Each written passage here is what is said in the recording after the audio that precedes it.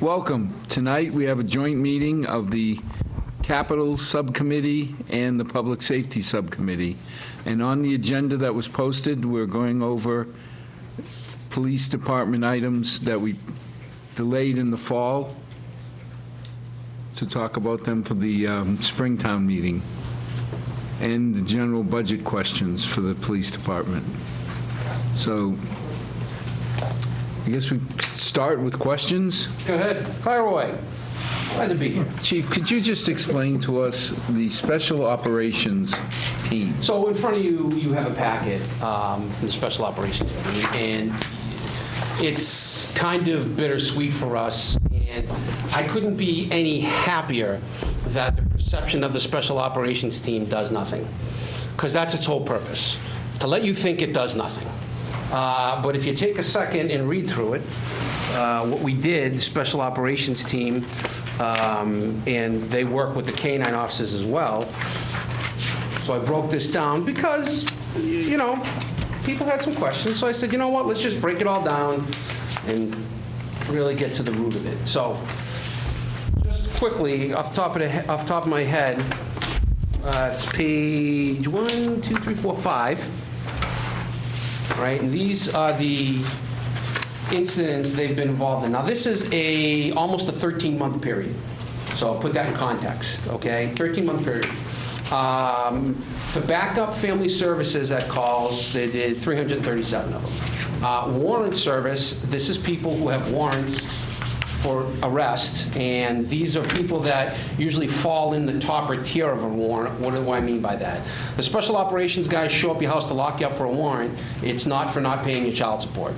It's that you probably had a gun involved in a crime. You're wanted by another agency.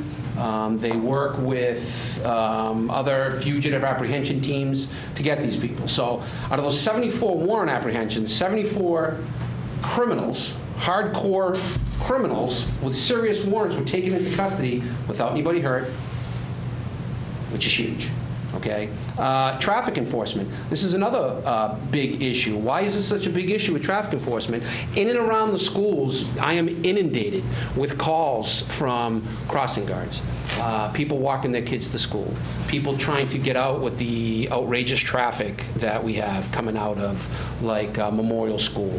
And it's kind of just fortuitous that they can be at the schools and around the schools and conduct traffic enforcement. And it's made a big difference. We've gotten actually a lot of praise from people who've called and asked for them to do enforcement there, and it's made a difference. But 506 calls, 510 civil citations written, 191 criminal complaints issued.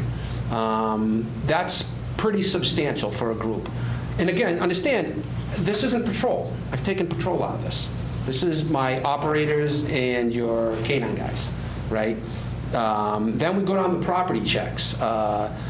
Almost 4,000, 3,678 property check calls. So what does that entail? So that entails, and we'll get into this, and if I'm being vague about certain things, well, that's for a reason. We've been spending a lot of time at our houses of worship as of lately.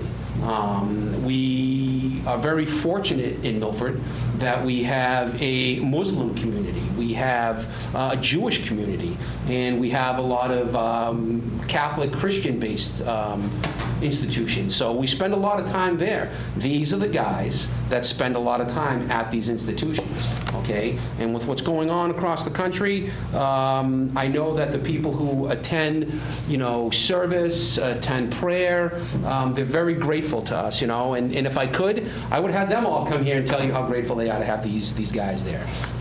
367 medical calls, that's substantial. Assist schools, 306 calls to assist schools. What does that mean? So the administration at the school and the school resource officers, they work so well with the special operations unit, and that can be anything from again, I'm being vague for a reason, perceived threat, potential threat. These are things we don't advertise, and we don't want to advertise. okay? Winston Churchill, it's important after the bombing and the Blitzkrieg to open up business and just go about your business like nothing happened. Well, we fail as a society if people are nervous, afraid, and can't run about their daily life. So we've done a good job of mitigating that. And that's what that 306 calls is. 102 mutual aid calls. What does that mean? It means one of our brother or sister towns is having an incident or an event that needs this extra presence, and we respond to them. The way mutual aid works, they have to give to us too. And if you think it's a one-way street, it's not. We had the Hopedale Police in here the other night. There's Deb Souza here to my left. We had the Hopedale Police in here the other night helping us, because why? I don't have enough officers on the street. So we had to call Hopedale in, and they came in. Mark Nelson, the fire chief, who is, talk about doing more with less, he has ambulances coming here all the time.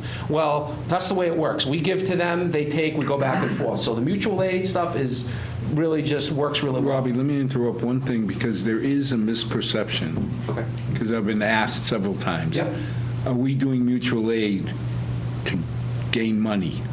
No. And There's no money either way. That's why I wanted to put it on record. Yeah, there's no money either We're way. not sending people to Hopedale or other towns No. to raise funds. No, absolutely not. No. This is for safety. Yeah, it doesn't work like that. There's no money to them, there's no money to us, there's no exchange of monies. It's the only way that you can run the municipalities, because we need each other.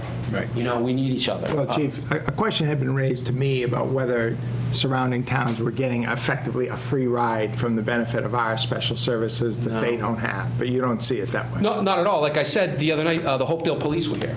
And that's not, in the last couple months, they were here more than once. And Medway comes in on that side of town. And, I don't know if, and again, I'm intentionally choosing my words because I want to keep certain things secret, for lack of a better word. But the Santa Parade, we had a strong presence here. We had a strong tactical presence here. And if you had to pay for that presence, it would have probably cost you $40,000, $50,000. It cost us nothing, because that's the agreement, right? They came in with their resources. We had a very special drone that flew, and it flew in inclement weather. And, we had certain operators that were here because, I'll be very candid, not that we had a specific threat, pick up the paper, people getting a vehicle, stealing it, and driving it through the parade. It's happened more than a dozen times across the country. And in small places you never heard of, places smaller than Milford, Massachusetts. So we take the necessary precautions, Deb Souza and I, we plan these things, but it's nice to be part of these groups where we can ring the bell and have $40,000, $50,000, $60,000 worth of assets that cost us nothing. In the return, what do? We send a dog to their town or their agency when they have an event, but everybody comes together in these groups, and that's what goes on here. I think we went through this with Chief Nelson when we talked about we're letting people use our burn house, what do we get for it? He brought up a couple times that he needed extra pumping trucks. And you don't have to bring out a MasterCard to go pay for that, you just call. So I think it's important that people realize Right. that it's a two-way street, because as Andy said, too many times people worry that it's Milford giving and not getting. Yeah, no, I don't see that at all. And, I'll be honest with you, I think, we actually make out a little better, more than we give. Certainly from the bigger regional teams, I think we do pretty well, because we're not afraid to call them out and have them come here. And Well, I think one of the confusing elements was, I know I was one of them, when the proposal was made to add the extra officers, we thought of them as a SWAT team, not a special operations team. So in the presentation, I remember looking at you saying, God help us if we don't support this and there's ever a child hurt.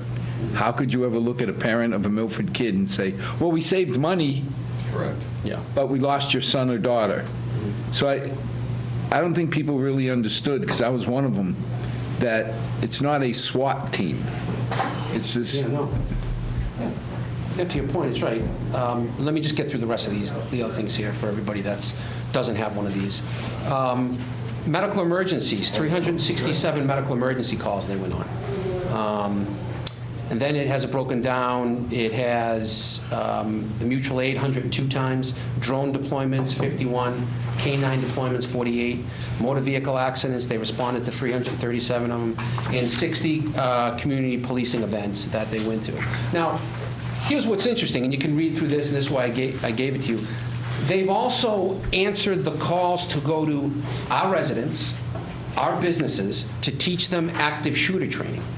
I wish, I could have the rabbi here today, or the imam, or these other religious leaders that had these people come there and give them a solid, comprehensive active shooter plan, response, and medical care casualty treatment. These are our people. Training our people. What's that worth? It's priceless. Other agencies don't have that. Okay? And as far as the drone and the dog, well, we have stats here from the last year, and I can tell you just off firsthand, and obviously, again, I'm keeping names and locations out of it, but those group between the drone and the dogs have tracked and found 5 Milford residents within the past almost 13-month period that would have died of exposure or taken their own life. What is that worth? Tell me. Somebody tell me. But the important thing in here is, and again, I'm happy that people think they sit around and do nothing because they're doing their job. They're there, but they're not there. They've also addressed all these traffic complaints. I have nobody to address them. Officers are there until they get a call, and they go on a call. It's that simple. The sex assaults in this town have gone up dramatically. And sex assault investigation is a massive, massive undertaking. The person hours to investigate a sex assault can range from anywhere between 120 hours to 380 hours just to investigate one sexual assault. I mean, we're fortunate that we have a great team, but that is intensive training. I mean, Dep Souza runs the detective division. He was a detective for a long time. He's very well respected in the field, and he can attest to that. It's not a simple investigation, rightfully so. You have a victim in every sense of the word, and then you have to build a prosecutable case, and it has to be handled a certain way. So that's really been a big part of it. So, Chief, so what you're saying is that these folks aren't performing services in the limited context that was presented to us 6 years ago. Not even close. Because, there were concerns then about, well, they're just going to be going I from understand. public building to public building and understand. patrolling. But what you're saying is they've more been integrated into the... And that's why I presented this to you. That's why I did this. Mr. Chairman. Please. Andy, you took the words right out of my mouth, because when this was proposed to me and Al, I don't know how many years, was it 5, 6? 6. 6, yeah. We had it where this was, to put it bluntly, like he said, like it was a SWAT team, like you guys were. When things went crazy, and you have showed that this not only was implemented for that, but evolved into so much more. Absolutely. Okay? Captured so much more of your daily police work within this, okay? As Al said very briefly, I will tell you that there is not a dollar figure you can possibly tell me to make the I'm sorry call. Okay? There's no number you can tell me to say, I'm sorry we didn't have someone at the Santa Parade. Remember that? That was the discussion. I will never, ever put a dollar figure on that amount of money. The other thing is that when we got involved with this 6 years ago, we knew that this was going to be a recurring cost. Like your vehicles, every 3 years. We knew when you came up with this, and you were supposed to be in 5, and you drew it to 6. Thank you very much, Mr. Tsino. But my point is, you guys were up for armor renewal, weapons renewals, vehicle renewals, uniform renewals. We knew what we bought into. And Al, you're very famous for saying, just so you know, this is not a one-time buy. We are in it to win it. And 5 years, or 6 years ago, we said on this committee and as a town meeting, we're in it to win it with a special ops unit. That's going to serve our town. That's going to serve our residents. And you know what? You guys have shown that it, not only have you done what you said you were going to do, but you actually outperformed that. Correct. And that's why when you guys come to me for a budget proposal, like I said, to me, 6 years ago, I knew this was coming. I thought it was coming last year because it was supposed to come last year, but you guys are too good and you drew it out another year. But we knew this was coming and we committed to that at the time 5 years ago. And like I said, I just want to compliment you because we thought we were hiring a SWAT team. And I would have even paid what we paid for just a SWAT team. But then you took a SWAT team and turned it into a police force. That's essentially, that's exactly what we did. It was just kind of out of evolution, you know what I And mean? plus, you guys need help, you know? Let's be But honest. let's face it, there was a mistake. I should have pushed you for a number in the capital plan. The cars were not put in the capital plan. That's what the surprise was, as we looked out, because we have, is it 4 every 3 years? Every year we rotate. Four that we rotate, 4. right. But we have to keep track now, and I'll make notes for the future, that every 5 to 6 years, the special cars, I mean, we would get one here, one there for the detectives.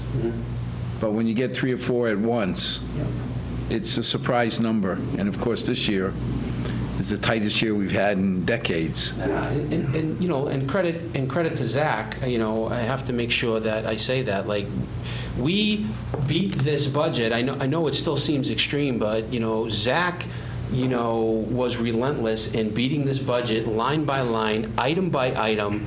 What's your plan for this? What's your plan for that? Can we save money here? Can we move there? I mean, none of this stuff is haphazard, sitting around a cup of coffee, let's throw a dot at a board. That's not even close to what went on here.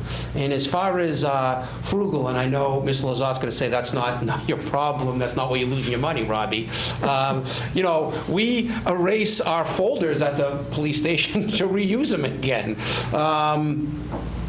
I definitely think that we are fiscally prudent, sometimes almost to a fault.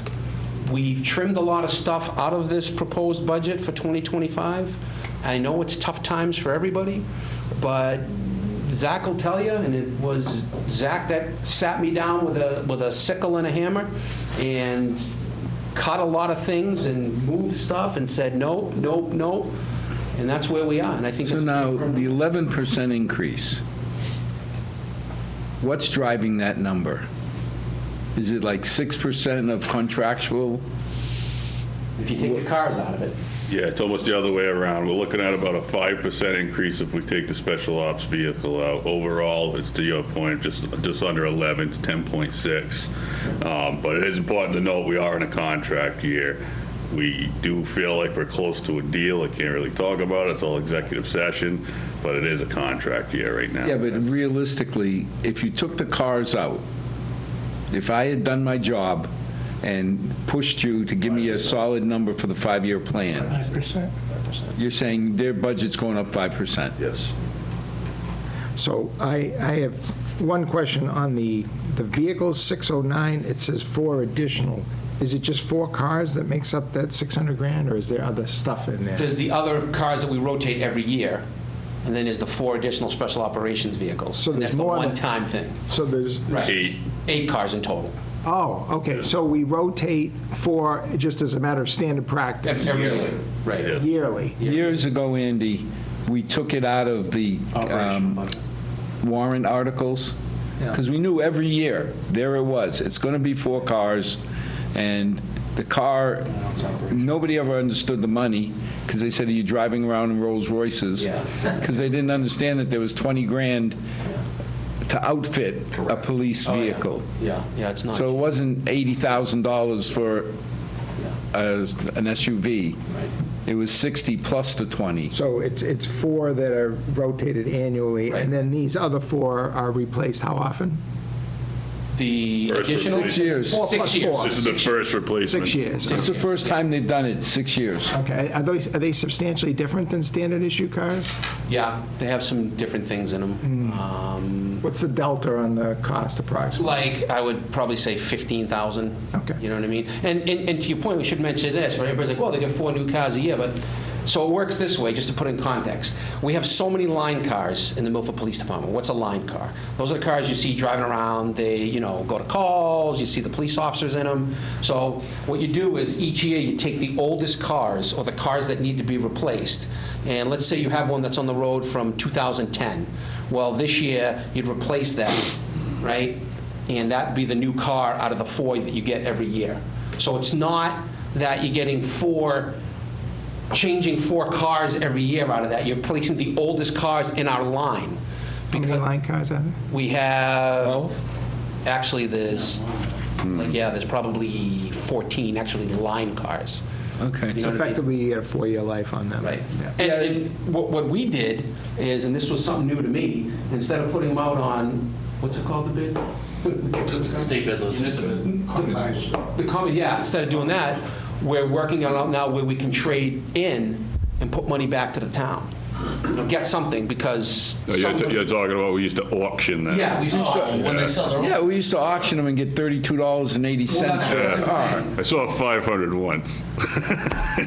So that number's coming up, and, with that number with the vehicles, my hope is that there's going to be money to come back. So we have 14 cruisers?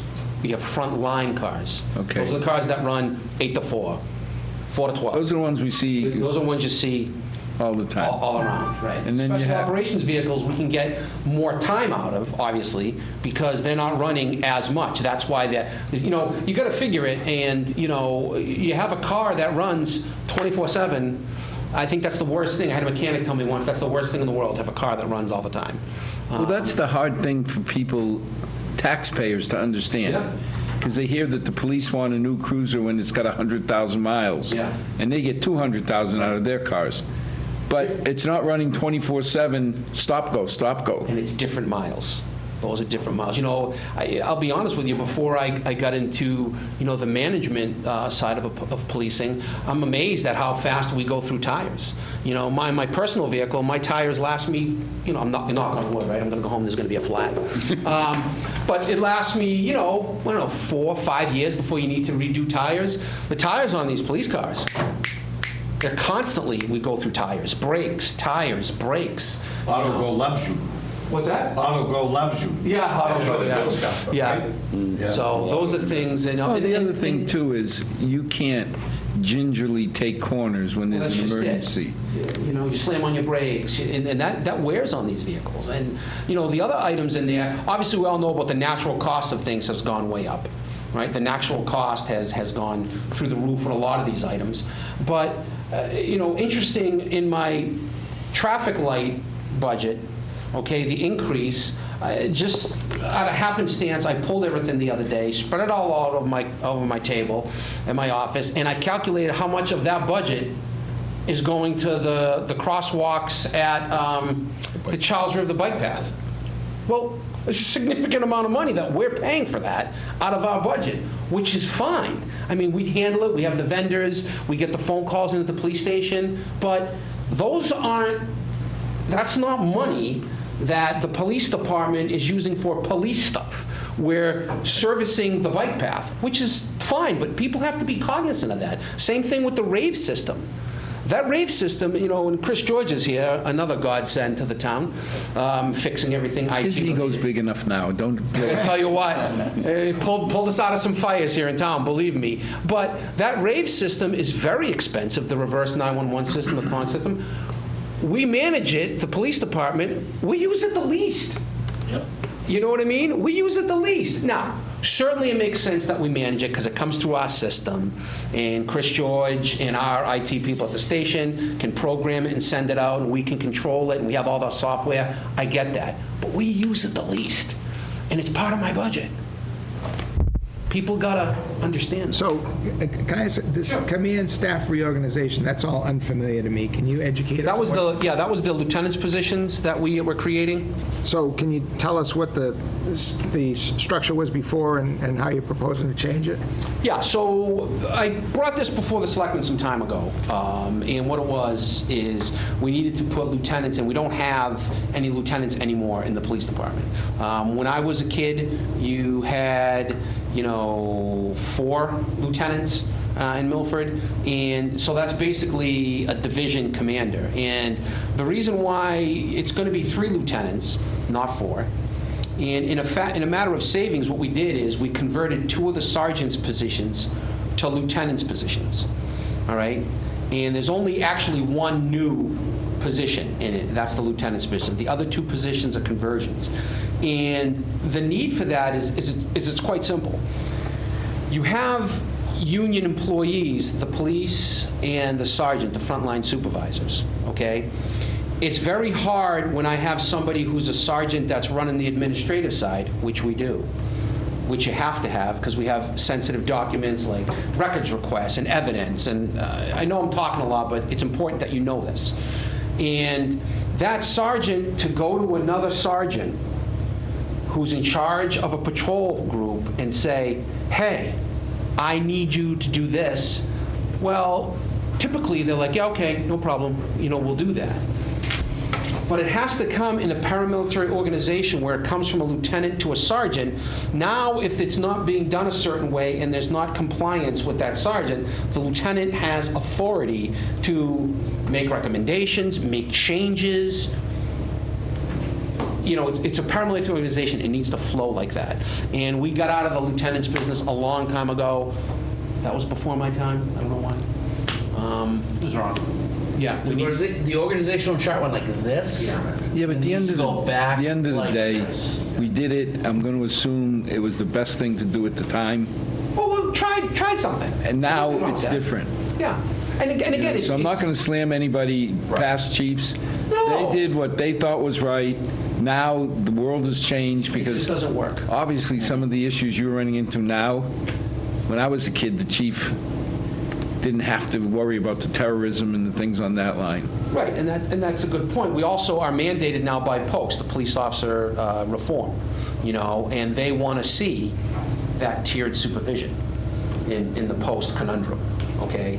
And again, I think it was just good cost savings. Again, Zach tearing it apart with me, converting 2 of those sergeant's positions, right? So that was, I think, what, $12,000 a position? Yep. Right? And then the 1 new lieutenant's position. So you're going to end up with 3 lieutenants, which is going to give us an investigative track lieutenant to run internal affairs with the deputy and I, which is important. And you're going to have the administrative lieutenant, and you'll have a patrol commander for a lieutenant. That's how that all came to play. Robbie, quick question. It has no money thing, just out of my own curiosity. Will you have a lieutenant on every shift, or are you gonna? You can't. No, yeah, that'd be too much. That's No, but my point is, I didn't know if you would try to stagnate them. No, you have patrol I didn't know if lieutenant. all lieutenants are gonna be on from 8 to 4, normal business hours. They're all going to have, they have different shifts, and they're going to have the ability to work Yeah, different but you shifts. have 4 shifts, right? We have 3 shifts. 3 shifts. That's why I was 8 asking. to 4, 4 to 12, and midnight to 8. That's why I didn't know if you were gonna break them up. Yeah. Over there, all gonna But be. how about weekends? I mean, when you say you have 3 shifts, you can cover 7 days a week with 3 shifts with 3 lieutenants? We work all the time. Aren't you supposed to work all the time now? I'm too I old. see Susan, oh, he's coaching soccer. Yeah, He doesn't know anything. So I didn't know if maybe you were breaking Yeah. them up, but no, it's not necessarily that case. No, not like that. No, that's the older model.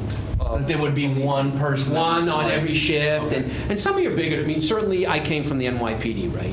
There was a lieutenant on every shift 24/7. That's why. Different structure. I didn't mean to open up a can of worms. No, I was no, just no, no, no. curious- I was just curious of In some how departments- you were gonna do it. Yeah, some departments do And it how that you do way. it, you do whatever you But want. Yeah, but the NYPD at 35,000 officers is a little bigger than your command. Little- Yeah. Just more cops, they They got more cops than we got citizens. Just a question. Yeah, no, makes sense.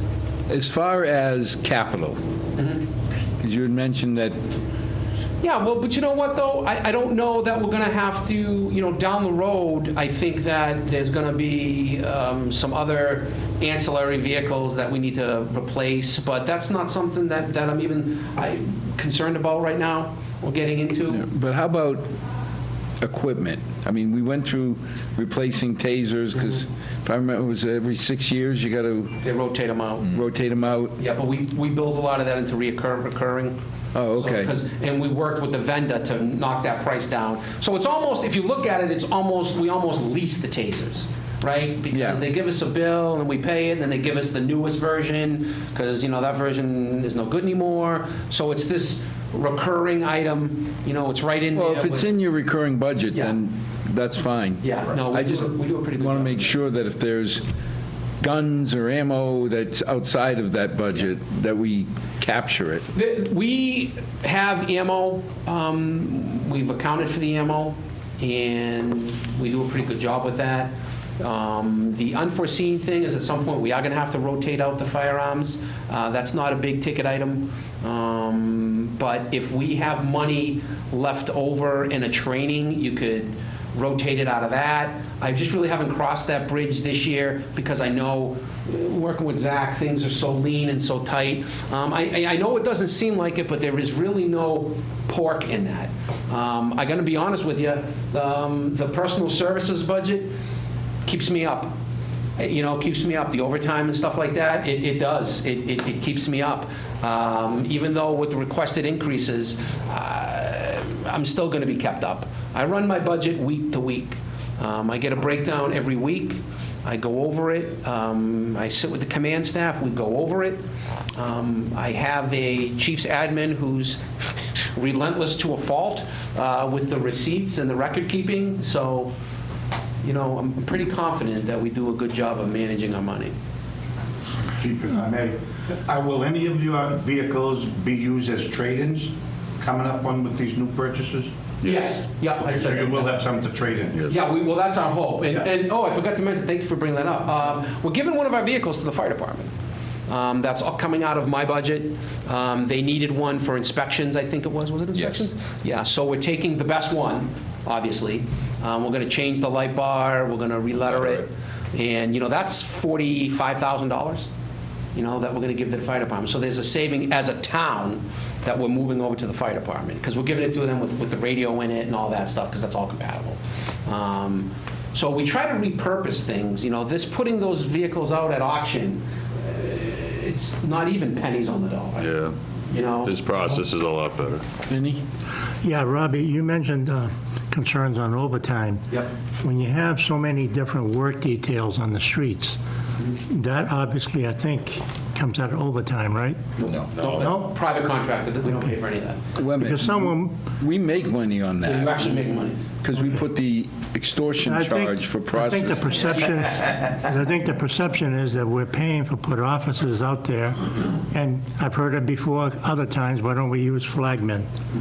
I think to save money, but we're making money on this. Yeah, and I didn't run that number before I came in here tonight, but I think that part of the money that's in the fund is like $160,000 that the town. I remember you got the light boxes, those, Yeah. not light boxes, but the radar That money stays boxes. with your department, not into the general fund? No, that money. The admin charge goes to the general fund, and then everything that's done for the off-duty is through a revolving fund, which is to the Okay. tune of about $1 million a year. So you benefit from that, then? Yeah. And that saved us, I was going to say, that saved the town a lot of money when we wanted, I don't know what you call those sleds with the messages that tells me I'm doing 2 miles over. When you're going home, you're driving too fast? You mean that one? Yeah, the one that I went 2 miles over the limit and it flashed at me. Last year's detail surcharge was $123K That went into the. like, to the yeah. general fund. And I know we talked about this before and bring it up. We had an incident, and again, I'm not talking about it in so much detail, that I needed officers very quickly. Everybody that was on shift was there, the special operations crew was there, and 6 officers from details were there.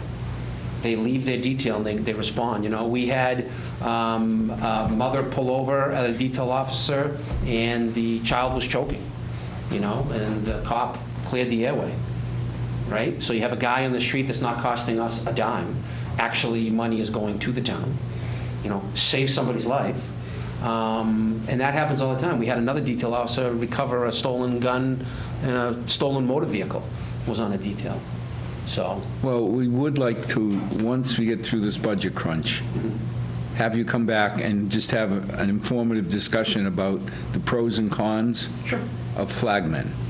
Not under the budget, because the minute we talk about it now, the rumors are going to get out that we're trying to cut people out. I understand. I'd rather have the budget in the bank and then just say, okay, let's have an informed discussion about the advantages and disadvantages. One last question, Mr. Chairman. Robbie, thank you so much. I mean, seriously, both of you, Carlos, I mean, for everything you do, seriously. thank you, appreciate that, thank you. I mean, I think you guys know how I think about you guys, both personally and professionally. Yeah, but the chief just said he was a detective Yeah. once. I have to ask a question, and I'm going to ask it to Mark, and it has really nothing to do with you, but it's helping me with something else.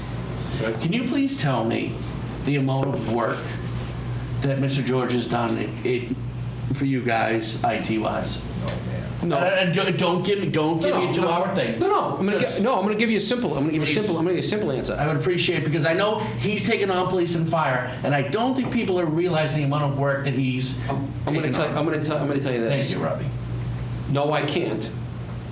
And that should tell you how much work he does. Thank All right? you. We don't have that kind of time. The only thing I will say quickly is, it was Chris George that, in my humble estimation, saved this town millions and millions of dollars, because he found a flaw in our system. And it's almost fortuitous, because less than a week after it was fixed, area police departments got hacked. And sensitive information about sex assaults and stuff was leaked out.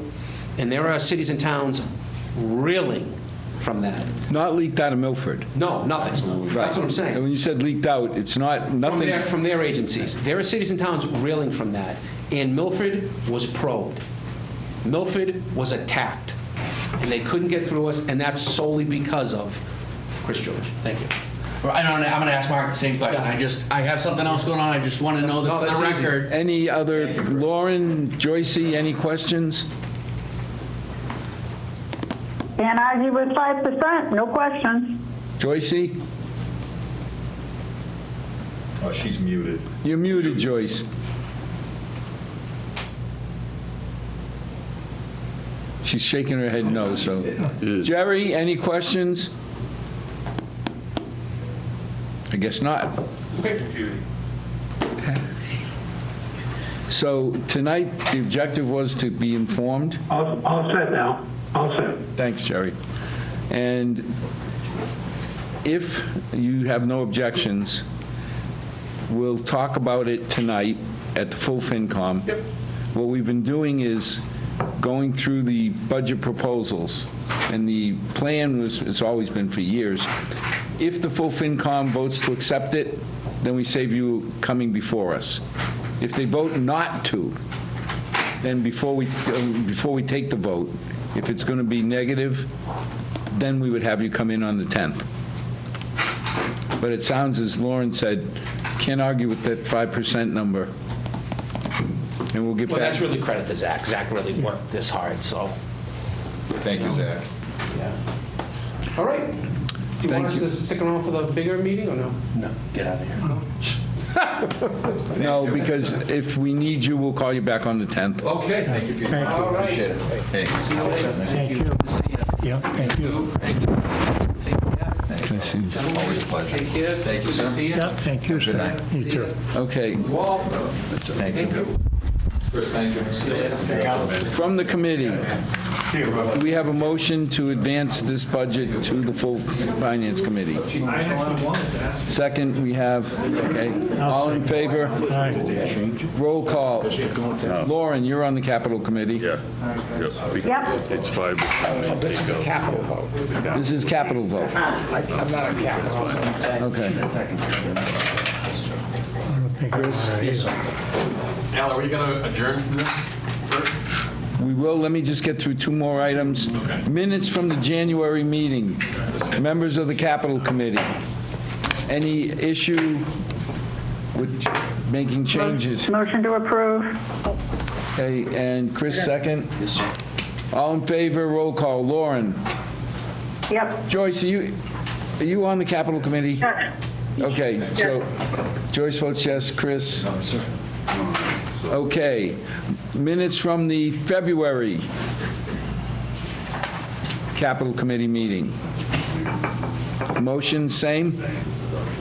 Chris says yes. Yes, sir. Lauren, second. All in favor, roll call. Lauren? Chris? Yes. Joyce? Yes. So that's it for business for tonight's capital and operate subcommittee.